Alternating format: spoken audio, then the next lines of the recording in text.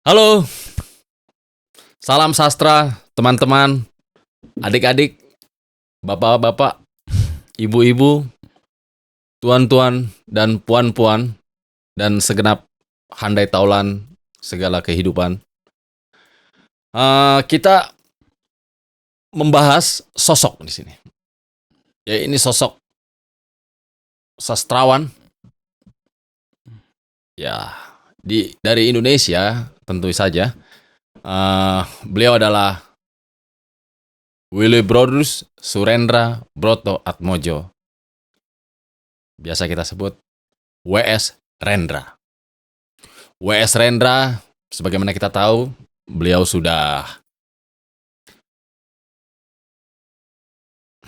tidak ada lagi. Beliau sudah meninggal dunia pada 6 Agustus 2009 lalu.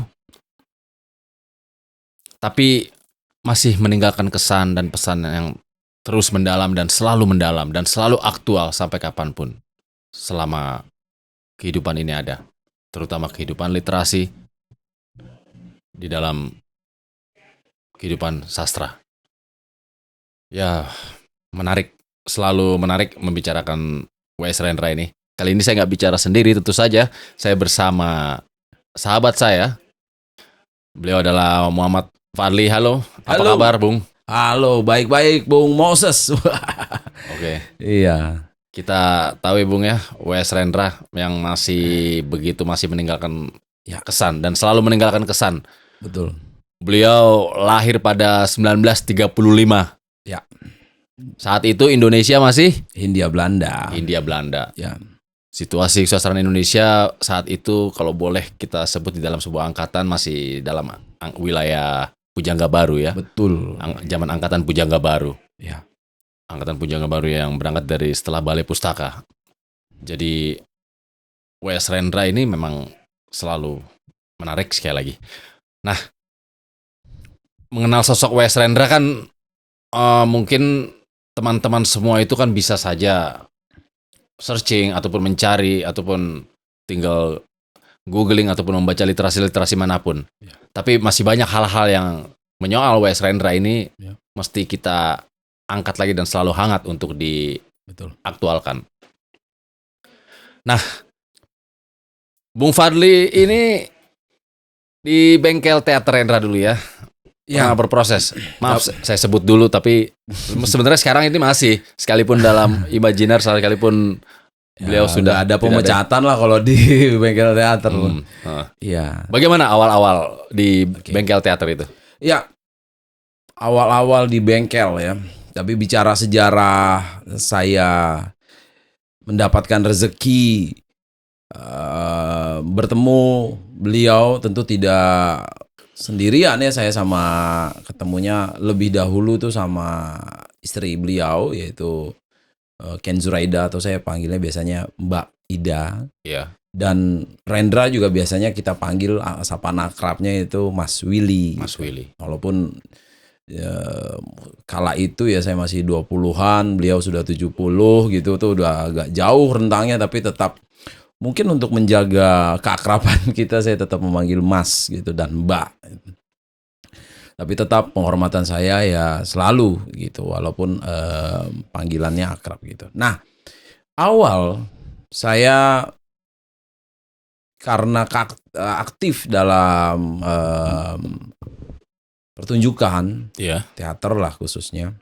Nah, itu ada satu kesempatan di kala waktu saya masih aktif itu untuk casting pementasan dalam satu proyek, yaitu Nyai Ontosoro, yang diambil dari novel Pramudia Anantatur. Salah satu tokohnya, ya, walaupun judul novelnya itu Bumi Manusia. Mbak Ida dipilih menjadi director atau sutradara. Dan beliau membuka casting, salah satunya saya ikut di situ gitu. Saya menjadi salah satu yang di casting. Dan perjalanan setelah lolos dari casting dan udah mulai workshop. Nah, itulah masuk perlahan demi perlahan itu materi-materi bengkel teater, terutama dalam preparation pertunjukan, persiapan. Iya. Kita bilangnya prep lah. Proyek tersebut tidak dipegang oleh Mbak Ida tentunya di akhir, tapi saya tetap bertahan berada untuk belajar ke Mbak Ida. Karena menurut saya di situ tiket pertama saya berkenalan dengan Mas Willy, Iya. Rendra. Akhirnya kita beberapa waktu latihan di bengkel teater Citayam. Dari situlah saya melihat ada satu tempat yang memang cukup luas saat itu. Ada empangnya, lalu ada kebunnya, lalu beberapa rumah gitu. Jadi menurut saya, nih loh kok ini satu tempat pentas yang satu tempat belajar yang nggak biasa gitu. Karena dia lebih membuat ruang banyak untuk tanah dan tumbuhan ketimbang bangunan. Itu menarik sih. Terus akhirnya saya berpikiran saya tetap di sini. Karena menurut saya yang mahal ini adalah perjodohan saya sama Mas Willy dan Mbak Ida. Akhirnya saya berkesempatan mendapatkan kuliah secara khusus. Beliau buat acaranya beberapa pertemuan, dan satu pertemuan itu panjang dari pagi sampai malam. Beliau berbicara panjang lebar. Seperti kuliah kehidupan ya? Yes, jadi betul-betul bagaimana prinsip-prinsip atau perenungan Rendra sendiri atas banyak hal. Saya mungkin kalau uraikan satu-satu nggak habis ini gitu. Jadi nggak kecukupan waktunya. Tapi menurut saya itulah yang dasar saya, perjalanan saya akhirnya mendapatkan kuliah gitu ya. Ya walaupun secara keanggotaan juga kami sempat disemat gitu dengan gayanya Rendra juga, yaitu janji prasetia gitu. Kira-kira begitu Bung Moses di awal saya berkenalan dengan bengkel teater. Jadi proses dalam kuliah kehidupan itu ya, seperti kuliah kehidupan ya. Betul. Bersama seorang pemikir betul. PS Rendra sebagaimana kita tahu. Ya. Ya, memang beliau itu sosok yang begitu kompromi. Bahkan masih legend lah. Memang bisa dibilang legend. Dan memang selalu kompromi sejak kecil ya beliau ya. Dan beliau memang selalu kritis itu. Betul sebagaimana kita tahu. Ya. Pondasi kritisnya beliau memang tidak terlepas dari latar pendidikan tentunya. Betul. Bung Moses. Iya. Nah, karena saya percaya setelah saya pelajari, saya kenal beliau, ini tidak jadi jatuh dari langit gitu, langsung hebat gitu. Yeah. Tidak, ini proses gitu. Ini yang harus kita pahami gitu. Prosesnya itu apa? Salah satunya yaitu pendidikan. Pendidikan Rendra sendiri itu adalah pendidikan yang kompleks sekali. Karena kalau kita lihat ya mungkin banyak di catatan-catatan yang bisa kita temukan. Yeah. Beliau ya nama-namanya jelas, beliau dari Canisius, Santo Yosef gitu untuk pendidikan dasar dan menengah. Yeah. Tapi apa yang terjadi di situ? Ini kan ada mungkin di beberapa catatan. Tapi ini yang menarik nih Bung Moses. Jadi dia di lingkungan sekolah dasarnya itu sudah dilatih yang namanya fakta-fakta objektif. Fakta-fakta objektif yang didapat dari observasi. Ya, karena kayak contoh beliau pernah menceritakan di kami di satu forum itu bagaimana situasi pembelajaran saat sekolah dasar. Nah, beliau bilang ada satu guru yang meminta untuk apa yang mau kalian presentasikan. Iya. Gitu. Ambil satu barang yang menurut kalian menarik dan apa. Nah, Rendra memilih saat itu perangko. Nah, akhirnya Rendra akan mencari bagaimana proses perangko ini. Gitulah ceritanya. Nah, untuk mendapatkan data-data itu akhirnya beliau datang ya di mana perangko itu ada, yaitu di kantor pos gitu. Jadi beliau datang ke kantor pos gitu. Di saat beliau datang ke kantor pos, beliau menemukan melihat bagaimana aktivitas kantor pos itu. Mungkin kala itu ya pos itu masih menjadi dasar berkomunikasi ya, kira-kira begitu. Karena sekarang kayaknya sudah cepat ya pakai surat elektronik, email segala macam. Tapi kala itu yaitu Rendra berusaha mencatat dan data-data yang didapatkan. Nah, akhirnya sampailah dia setelah dia mengamati, dia mencatat, lalu dia menanyakan ke kantor kepala kantor pos kali. Karena anak kecil, kata dia bilang, oh kalau anak kecil saya disambut dengan hangat. Wah, ini ada anak mau nanya. Jadi di segala macam pertanyaannya Rendra kecil itu diakomodasi, dijawab dengan baik. Akhirnya beliau mendapatkan banyak sekali. Jadi ada 3 model, berarti kan dia mengamati, dia mencatat, dan dia berkomunikasi, mewawancarai. Jadi dari kecil beliau itu udah dibiasakan dengan menemukan fakta-fakta langsung di lapangan. Yang satu pertama. Iya. Pulang ke rumah karena beliau masih keturunan Keraton Surakarta, dan tentu Bung Moses juga banyak sekali catatan. Ibunya kan penari serimpi ya. Penari serimpi, keraton gitu. Nah, akhirnya ada hal yang menjadi prinsip mungkin di keluarga beliau. Walaupun mungkin agak bapaknya kan agak bertentangan, Bapak Broto Atmojo itu tentang kalau beberapa catatan bilangnya di anti feodalisme banget gitu. Iya. Tapi tetap ada materi, yaitu olah kapujanggaan. Materi olah kapujanggaan. Ya, jadi setelah dia mendapatkan pendidikan formal, dia ke rumah mendapatkan pendidikan non formal tentunya. Iya. Oleh yang melatihnya itu Mas Janadi. Dari olah kapujanggaan itu beliau meresapi keadaan-keadaan dengan perspektif, dengan pendekatan yang berbeda. Iya. Gak ada catatan. Oh iya. Gitu. Tapi dia meresap. Dia meresap beberapa elemen-elemen alam.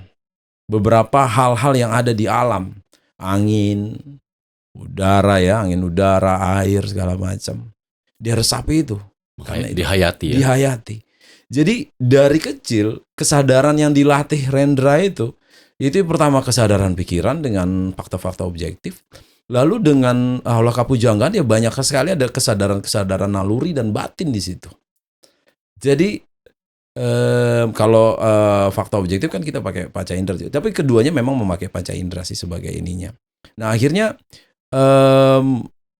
yang menarik itu kalau menurut saya bahwa Rendra itu terlahir diawali dengan pupuk yang baik sekali, yaitu pupuk rasional dan pupuk yang intuitif, ya, meresap gitu. Jadi itulah dua itu yang menjadi dasar beliau, pendidikan beliau gitu. Mungkin diretang lebih jauhnya banyak sekali, tapi dasarnya Willy kecil itu ya dari fakta objektif dan olah kapujanggaan. Kira-kira gitu Bung Moses untuk dasar. Berarti memang W.S. Rendra itu benar-benar sangat kritis. Masih kecil pun beliau pernah bilang sosok yang suka ngelawan, tapi ngelawan dalam tanda kutip itu melawan yang untuk mencari sesuatu yang bagi dia ini titiknya ada di mana sebenarnya. Dia terus mencari. Memang kerjanya selalu mencari begitu ya. Betul, karena memang dilatih ya. Betul. Ya, karena pendidikan itu berusaha membuat dia peka terhadap apapun gitu. Peka terhadap data dan peka terhadap rasa. Iya. Gitu. Itu yang silih berganti lalu lintas pendidikan dia seperti itu. Iya. Gitu, Bung. Jadi Willy kecil ya kita lihat udah komplit lah gitu. Iya. Kita bisa tahu bagaimana yang sudah dihasilkannya ya. Dia saat itu pernah juga bilang persoal dia pernah melihat daun ya. Dia daun itu harus diamati dulu. Itu bagaimana itu? Oh iya, ada yang saya masih ingat juga sih. Beliau bilang bahwa daun itu kita tidak hanya melihat ya, di saat kita berusaha detail ke daun, nah itu detail itu jadi akhirnya menjadi penting ya. Ya tentu warna daun gak hanya hijau mutlak gitu. Tentu ada gradasi warna di situ. Lalu nanti diraba. Ya, teksturnya gimana daun yang satu dan daun yang lain. Banyak sekali yang diraba juga gitu. Jadi panca inderanya sudah dilatih juga gitu. Bagaimana dia meraba beberapa macam bahan, terutama daun itu, lalu dia menyentuh-nyentuh gitu. Dia rasakan, itu jadi penghayatan gitu. Itu yang menurut saya kayaknya di pendidikan kita agak mungkin agak mahal ya, nggak ada. Alaka Pujanggaan tuh, Alaka Pujanggaan itu kan, pujangga itu nggak melulu mesti jadi penyair gitu. Iya, betul. Iya kan, dia jadi pemikir tentunya. Gitu kira-kira Bung Moses untuk intinya. Hanya aja, jadi prinsip-prinsip yang selalu kritis, prinsip-prinsip yang selalu mempertanyakan ya. Betul, dia selalu bertanya dan dia mengorek pertanyaan itu ada datanya. Faktanya apa nih? Gitu. Iya, betul. Makanya mungkin aja menurut saya pemberontakan Rendra itu karena dia tidak sesuai sama fakta yang dia dapat gitu. Iya. Mungkin ada perkataan orang A, tapi dia temunya B. Dan dia berkeras untuk B. Karena datanya itu. Iya. Gitu. Tapi ada satu prinsip yang menurut saya juga di bengkel juga nih, kita tidak pernah membenarkan yang salah, tapi tanpa kebencian. Iya. Itu penting juga sih sekarang itu. Iya. Kita tidak pernah membenarkan yang salah tanpa kebencian. Susah kan? Itu kira-kira. Betul. Setelah SMA beliau hendak melanjutkan ya di Jakarta, tapi sayang kampusnya tidak ada ya. Ya, betul ya. Kalau nggak salah dia mau masuk akademi bahasa Inggris apa ya? Ya, sebuah akademi begitu. Ya. Tapi akhirnya dia masuk ke Universitas Gajah Mada. Gajah Mada di Fakultas Sastra. Ya, dan ada catatan beliau selesai sarjana muda di situ. Betul. Tapi tidak melanjutkan ke full degree-nya mungkin enggak. Dan di rentang 60-an dengan kita tahu ada satu kejadian khusus yang dicatat di sejarah Indonesia. Ya di 65 akhirnya beliau mendapatkan beasiswa kalau istilahnya ya. Betul. Tapi ya sebetulnya beliau ya kalau ada kata yang lebih pantas mungkin diselamatkan gitu. Ya diselamatkan ya. Kan sebenarnya kita tahu tahun 64 hingga 67 kemana nih W.S. Rendra kan? Iya, betul. 68. Oh, iya, 68 ya. Di luar negeri. Iya. Kuliah karena mendapat beasiswa. 3 tahun ya, dia 3 tahun setengah sih sebetulnya. Betul. Dia mendapatkan beasiswa karena beliau ya beberapa pembicaraan kami memang tidak mempunyai pijakan faham tertentu. Kan di situ ada 2 tuh. Iya. Manifesto Kebudayaan dengan Lekra, ya kan? Lembaga Kebudayaan Rakyat. Iya. Ada 2 kubu besar saat itu. Betul. Rendra tetap berprinsip, ya saya tetap datang ke beberapa pameran, misalkan pameran lukisan Lekra, tapi saya juga tetap datang. Jadi dia tetap mengapresiasi karya dari kedua kubu. Dan saat itu nggak bisa kayak gitu sikapnya gitu. Dan karena dia bilang, loh apa gitu kan, ini karya, saya harus, itu dia lurus kali orangnya. Jadi akhirnya nggak bisa dan mungkin ada beberapa bujukan. Akhirnya beliau bersedia untuk ke Amerika. Betul. Untuk berstudi di Harvard. Betul. Ini yang jarang dibicarakan, dia di Harvard sih. Terus lanjut lagi di Amerika Dramatic Art. Iya. Saya nggak tahu persisnya apakah berbarengan atau Amerika Dramatic Art dulu baru Harvard. Itu di catatan obrolan-obrolan kami nggak ada, tapi memang beliau confirm bilang 2 kuliah saat itu. Tapi Harvardnya memang nggak hanya mengikuti kayak seminar, jadi harusnya bisa sampai selesai sih. Tapi kalau di Amerika Dramatic Art ya selesai gitu. Kemudian sepulangnya ya, beliau masih terus terngiang-ngiang mendapat bisikan dan pada akhirnya di Jogja mendirikan bengkel teater ya. Yes, beberapa catatan sih memang Mas Willy pada saat pulang tidak berniat gitu. Betul. Ya, saya dapat dari beberapa ini tidak berniat untuk mendirikan apapun gitu. Betul. Tapi ternyata desakan dari teman-teman saat itu ya, mungkin ya ada senior-senior bengkel awal lah gitu. Ada Aswar, terus ada Bakdi Sumanto, nama-nama besar itu. Aswar, Bakdi Sumanto. Iya, beberapa nama dan mungkin ada beberapa nama lagi yang memang ayo gitu. Kita berbuat sesuatu, lahirkan karya, ajarkan kami dan segala macam. Iya. Memang sebelumnya kan juga dia di lingkaran drama juga. Betul. Kan, buat itu sebelum berangkat ke Amerika, New York. Iya. Gitu sih. Tapi memang W.S. Rendra itu karya-karya puisinya pun juga, sekalipun dia nyaman sebagai penyair itu ya, sajak-sajaknya itu juga memang beralur seperti drama-dramanya. Justru berangkat dari pemikiran-pemikiran dramanya. Betul. Memang beliau dramawan sejati iya. awalnya. memang ada satu keyakinan beliau yang saya dapat dari catatan bukunya itu ya, bahwa memang dari tahun 50-an beliau sudah karena terinspirasi dari ada seorang tukang beca yang berdolan gitu, bernyanyi. Pernah cerita itu. Iya. Terus. Nah, jadi dia melihat bahwa dalam nyanyian kok ada puisinya. Betul. Dan akhirnya bunyinya kok sangat nyaman dia dengar gitu. Dan akhirnya itu yang membuat beliau meyakini bahwa ternyata bahasa sehari-hari pun bisa kita olah menjadi bahasa yang puitis gitu. Dan itu mungkin menurut saya itu sikap kepenyairan beliau lah. Bisa diolah dari bahasa sehari-hari. Makanya mungkin kalau kita lihat, khususnya di potret ya, potret pembangunan itu lugas sekali gitu kalimat beliau. Ya, bahkan beberapa catatan yang saya baca juga katanya malah kayak tidak berpuisi gitu. Iya. Iya, makanya dia bilang ini pamflet penyair ya. Itu dia, bahwa penyair harus punya sikap atas keadaan gitu.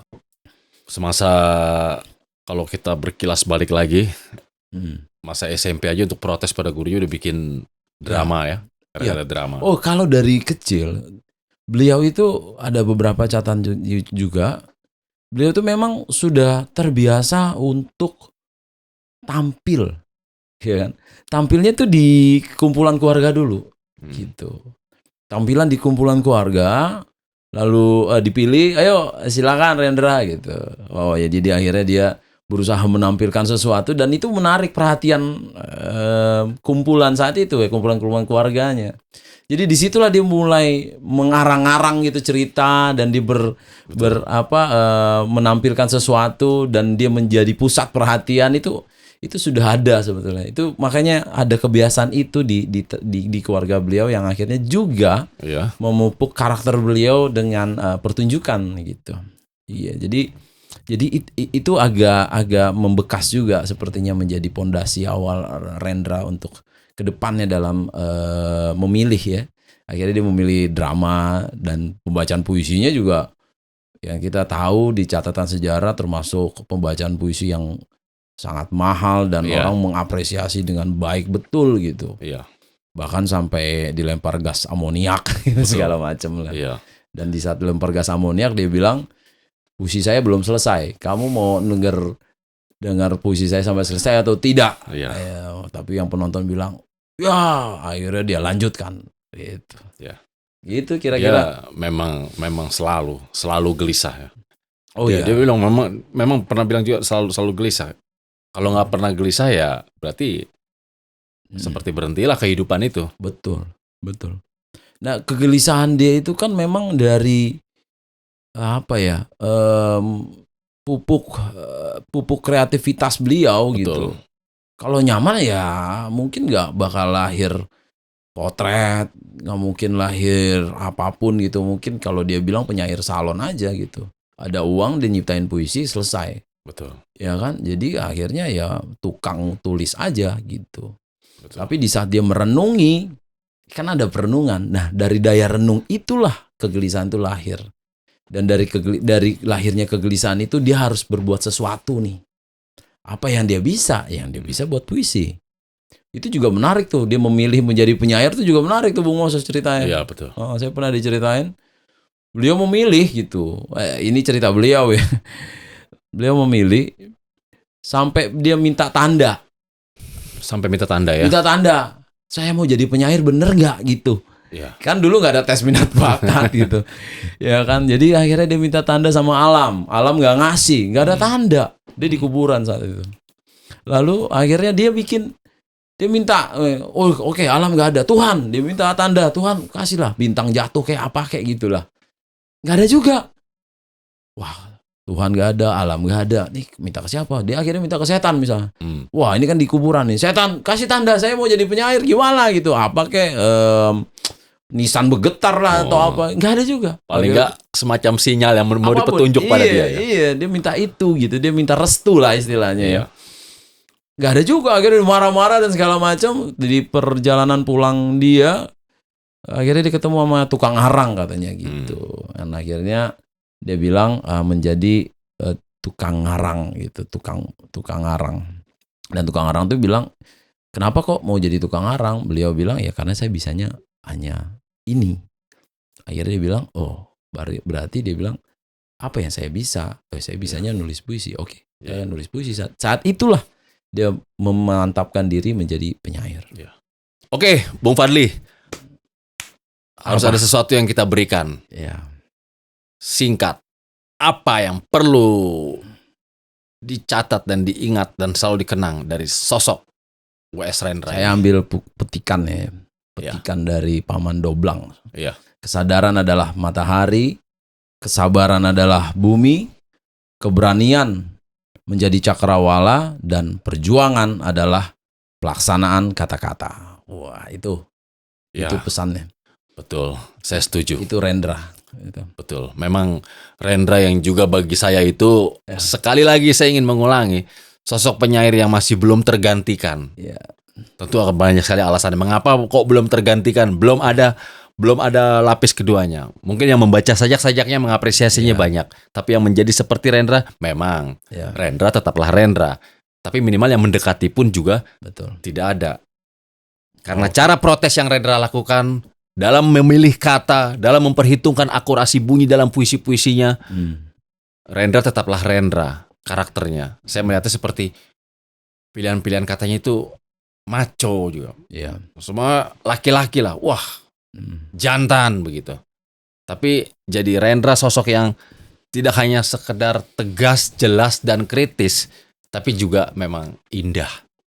Itu saja. Itu adalah kompleksitas beliau dan kita bisa ketemukan semuanya di syair-syairnya. Jadi apresiasi beliau dari karya-karyanya. Itulah. Jadi kalau mau kenal Rendra, kenal karyanya Rendra. Baca puisinya, lihat beliau, itu sikapnya semua ada di situ. Gitu, Bung Moses. Oke, terima kasih.